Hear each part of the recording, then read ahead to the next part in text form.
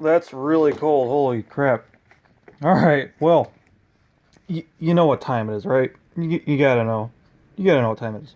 It's one of those times where we have a small one today, not a big one, so nothing, nothing too crazy, but still an unboxing video nonetheless. Even got our frigidly cold little Gatorade bottle to match. Alright, so as I'm opening this, I will give you some backstory. Oh boy, if I can find the tape. Alright, so I think I mentioned this in the last video that I did a bell swap, oh boy, with a friend of mine. And you guys saw that really nice, pretty, brand new raised letter 1L bell with a back cap. So this is the bell that I traded for. And basically what me and my friend did was he wanted a brand hammer new raised letter 1L, like new as in made within the last year or so. And I wanted a bell that he had. So we worked out a really simple trade. We kept our back caps to kind of save on some shipping costs, and you'll see what I got. And there's a hint in that I kept the back cap from that new raised letter bell. Now I'm sure you can see from the size of the box, you probably already know what it is. We'll open her up. Packed beautifully. Wonderful packing job. See if I can struggle one-handed here to open this. I do apologize, normally my videos are done on this table, and as you guys can see I've been doing some tapping, a lot of taps. I've been working on those manifolds over there. I'll talk about those kind of later in the video. Right now we're going to get to this one. Oh dear. And if some of you watched the last unboxing I did, it was not the smoothest ever.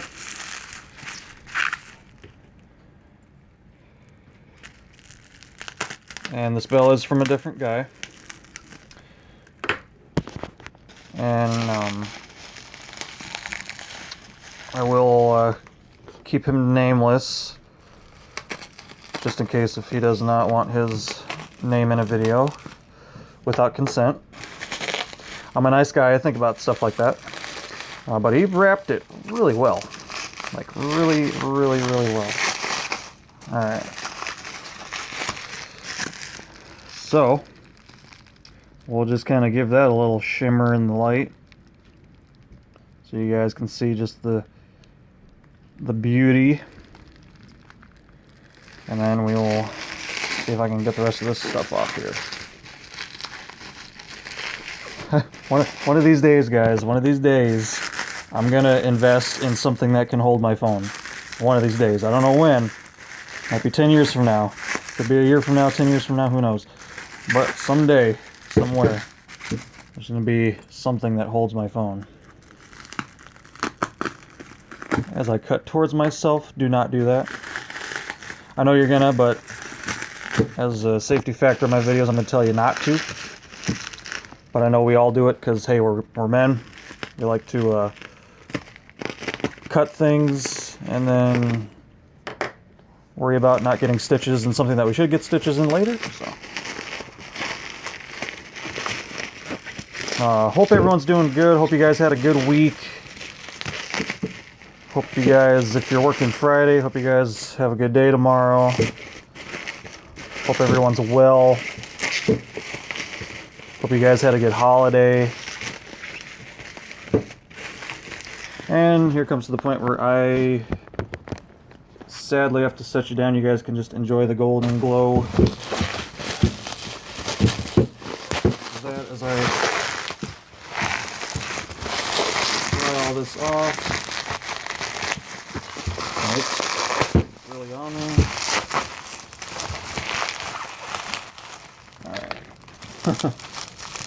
Holy shit. This is wrapped. Alright. Alright, enough of staring at the gear.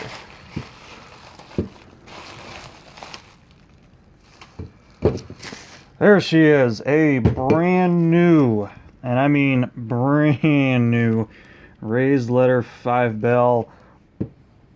Brand spanking new. Like brand new. I believe this bell was produced last month. If I'm remembering correctly, it was originally off of a brand new factory ordered K5LA that my friend got, and he wanted to turn it into a brand spanking new K5LLA, and I kind of wanted this 5 for some fun projects coming up, and I was more than willing to trade, straight up trade, no money involved, just straight up bell for bell, brand new raised letter 1L for a brand new raised letter 5 bell. Now, yes, it does seem a little goofy because I'm going from the tallest bell to the shortest bell. Price-wise, though, and how sought after they are, about the same. So, no money, no love lost on either of our ends. But yeah, you guys can see this thing has only done its test honk at the factory, and that's the only airtime that it has seen. So, this is pretty much a plug-and-play part. What are we doing? Hey. Hey. Hey. What are you doing? You don't fit in there. Alright. So, I have a couple ideas that I want to use this for. I'm not going to tell what they are yet because I'm going to make those some cool videos in the spring or summer.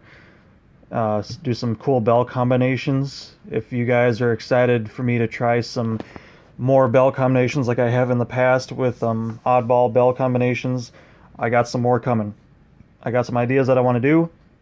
If you guys have any random or out of the blue bell combinations, let me know. I am not going to do horns with same bells on them. So I'm not going to do a horn with like 2 2s, 2 3s, 2 5s, 2 whatevers. I'm not doubling bells unless if it's like a 3A, 3B, and 3 something, which I do have a lot of those.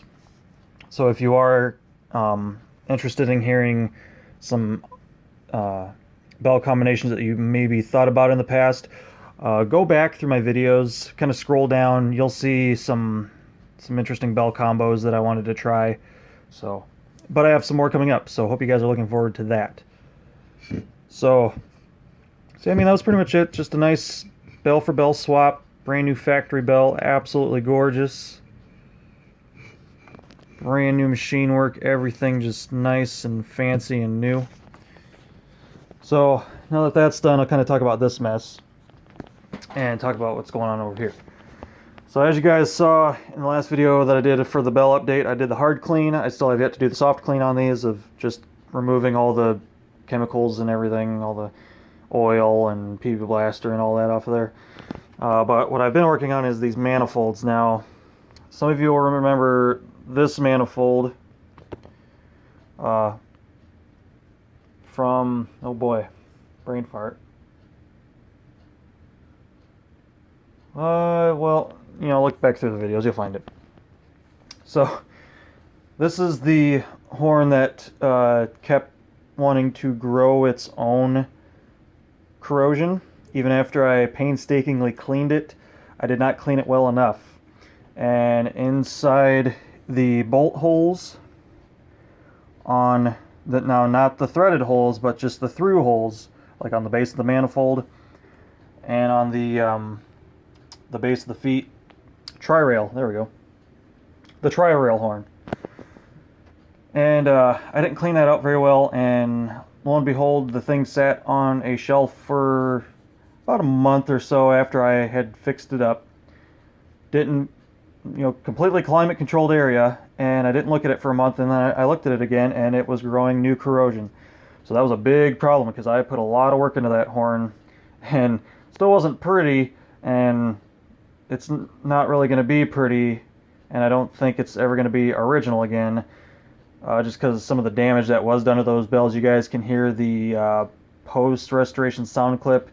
Still not the greatest, and at the end of the day, I want a pretty sounding horn. So this tri-rail horn is going to kind of become a kind of a Frankenstein. I'm going to try a couple different bell combinations that you guys will hear on the channel coming up. So what I wound up doing with the manifold was fine. It did have corrosion on it again from the bells and on the base from the through holes. So I went back, I retapped each bolt hole just to make sure all the corrosion was out of there. I did not have corrosion in those bolt holes when I took the horn back apart, but I did have corrosion back on the foot surfaces and on the base. I'm not going to touch it right now because it's really oily. I don't feel like getting my hands dirty right now. So that I kind of just had to go back and reassess the manifold, re-clean things really good, made doubly sure that all the bolt holes were cleaned out very well, and you guys can see how shiny the threads are. I retapped them multiple times, 2 different types of oils, really cleaned them out. I did a better job this time than the last time because now my taps can be threaded in and out really quick with one hand. They're really smooth, real smooth now. So that's kind of nice. And so yeah, the manifold's good to go.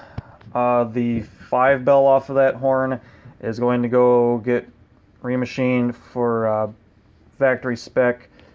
And the only other bell from that horn that was really worth saving was the 3A.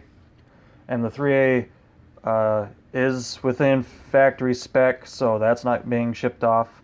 But I do have to finish cleaning the... I have to get in here with a Dremel and make sure all the corrosion is out of there, because that was one of my big issues, was I did not clean those good enough, and the horn grew new corrosion just by sitting on a shelf. So that's one of the issues I had that I'm trying to remedy there. And I did some retapping on the bolt holes of the CSX 2-piece 1L, just trying to get that horn cleaned up a little bit. I retapped all the back cap bolt holes on the power chamber for that bell, and the back caps I have yet to do yet. I did clean one of them, and I got to finish the rest yet. So, and then of course the manifold for that horn, the high manifold. I don't know if I ever got the tag number for you guys. It's a 47439. I don't know if the camera's gonna be able to pick that up. There we go. Yep, 47439.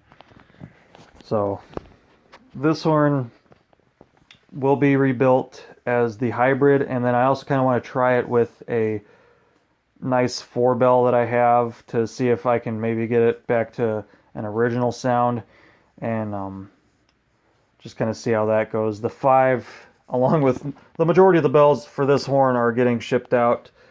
The 3 for that horn, the 1, the 2, and then the 5 is right there. So all that's everything except for the 2-piece 1L. That is actually still within factory spec and is honestly in really good condition. So they did a nice job on the casting on that because it really held up over the years. And then of course the entire bell set for the tagless 90s K5LA is going out. And over here, as you guys remember from the last video, I have an 80s 3A, or Jesus, an 80s 3, the early 2000s, or the, I guess, mid 2000s, 2005, 2006, Heritage 2 green,